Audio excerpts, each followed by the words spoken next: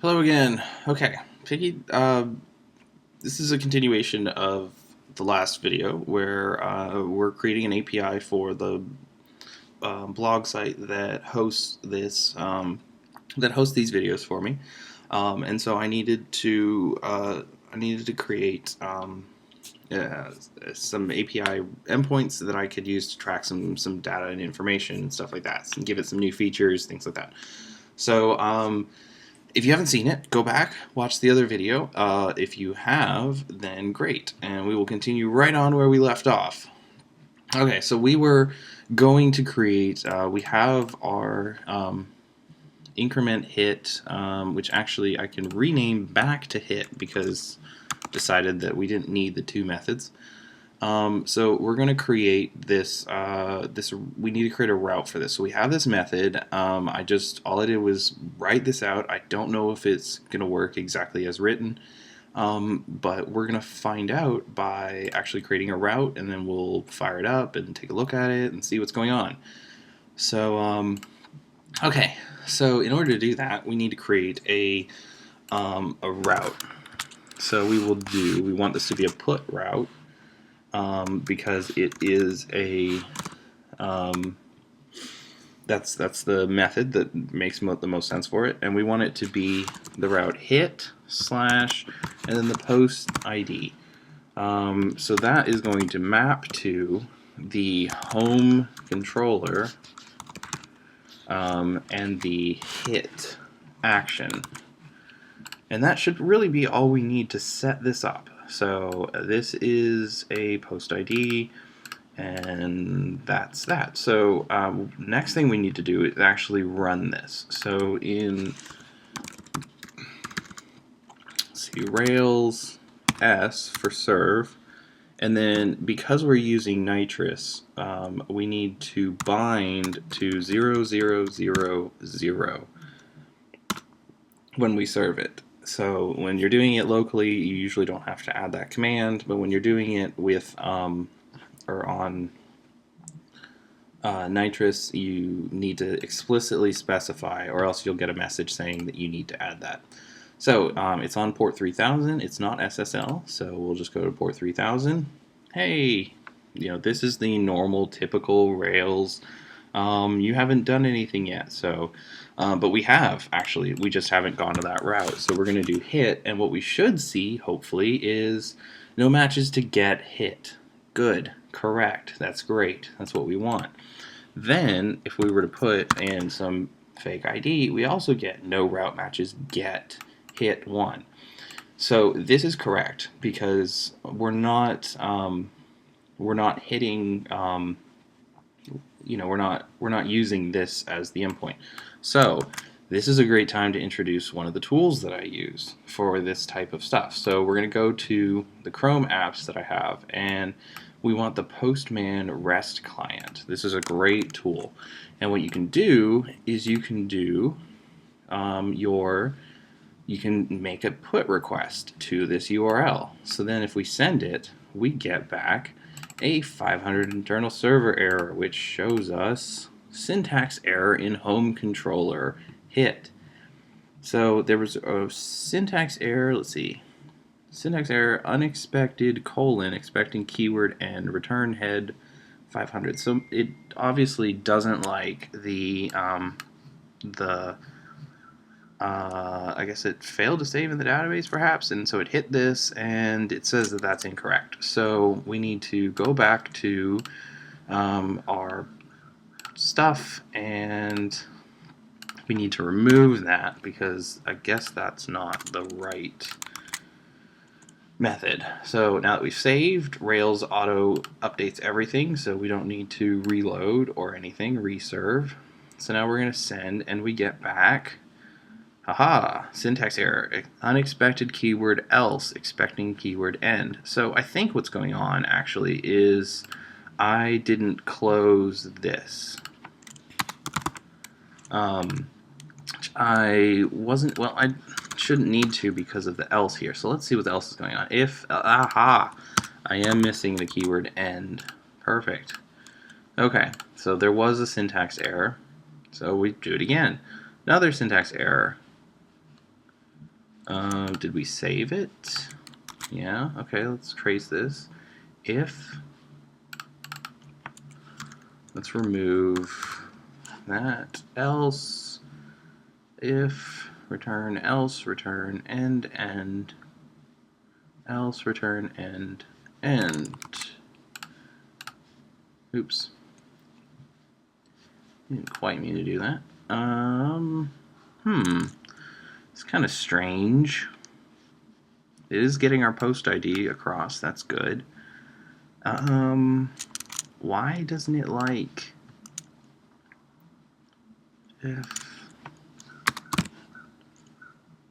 Well, I shouldn't need the keyword do. Maybe that's part of the problem. I have the keyword down there. Oh, again. Invalid authenticity token. Okay, this is part of Rails, so this means that we've gotten a little bit further along. So we handle unverified requests. So the way that Rails works is it sends out these tokens to prevent cross-site scripting attacks and stuff like that. That's going to be kind of hard to handle, so for the moment I'm going to go ahead and ignore these, and in order to ignore them I need to find out how. So back to Google we go, and I'm just going to type in that, and I'm probably going to get something. Protect from forgery, right, with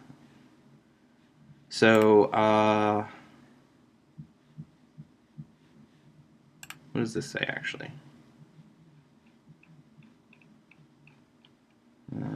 For the comments, set protect doc, simply declaring without a with. Okay, yeah. So we're going to go back, and that's inside the application controller. So it protects from forgery with an exception. And at the moment, I might add this protection back on, but for the moment, I'm just going to ignore those errors, and I'm going to not have Rails check for me. So this is removing some of the security features. I'm aware of the risks. Okay, this time we got 404 not found. So what does that mean? That means that we hit which code path? We came down here. Was there a post ID? Yes, there was. Okay, or no, there was not. So something didn't come across because we hit this not found. Or it couldn't find the route for whatever reason. But params nil. So now we're gonna let's start figuring this out. So we're gonna use Rails 4 by default uses bybug as its debugging, and the way to use that is you just throw the keyword bybug in there. And then you just run the application, and so we're going to resend this, and it's going to actually break right here, and it's going to show us what's going on, and we have the ability to interact with it. So I can say params post ID, and I get back the number 1. Great. Okay. So now let's actually step through the path. So I'm going to press N for next, and it jumps immediately down to return head not found. So this if params post ID is nil, oh, that's because I have this backwards. So I actually want unless it's nil. So it was responding correctly. I just have my logic wrong. So using debugger tools, great things to do. Hit C to continue. It's going to go through it, and then I remove the keyword so we're not going to hit that next time. So we run this again. What do we get? Template is missing. Missing template, home hit, application hit. Find all. Okay, so let's see. What line did this occur on? So we're looking, and this is a stack trace, and it shows all the method calls that went through, and we're looking for one that we recognize, one that came from us. And all these library calls, all this stuff that Rails is doing in the background. Is there not one? There should be. Like, it should actually show us going through our controller. Application trace, full trace, extracted source line 46.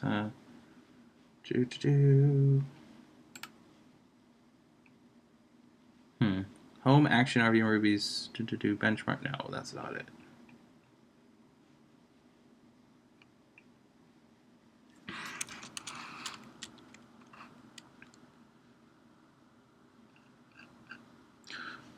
Okay, so let's try to figure this out because it's not showing that. Render plain hit count, return head 500, return head not found. What other code paths are there here? Unless, so we have a return, and then if it's nil, create a new one. Aha, so we created a new one, but we never returned anything. We just said, oh, return a new one. So again, that was my mistake on that part. So we need to actually return render URN render plain hit count. Okay, so that was the problem. Was it was coming in, it did match the unless, so it then tried to look up a hit, and it was null or nil. So since it was nil, it entered here, and then it went create a new one, set the count equal to 1, and then it immediately came out of the if, dropped all the way down out of the else, and hit the end, and there was nothing there. So it tried to, by default, return one of the views, but we don't have any views. The home views are completely empty because we're not really using any views. So that was an unintended thing. So again, debugging, great thing to do. Using these tools help me find all those errors really quickly, and now I'm coming up with some other errors. I bet it's that I don't need the question mark. To be honest, I bet it's just hit save. So we return again, and here we get the number 2. Awesome, great. Okay, so we're starting to get somewhere. We're starting to get this to actually come back with some sort of data, and that's our intended response. That's what we want to do. So the next step, the next step will be to move on and actually start to tie this a little bit into the blog and test it out from there and get the Angular module inside of the blog to attach to this endpoint and start sending it data. So we will do that in the next episode.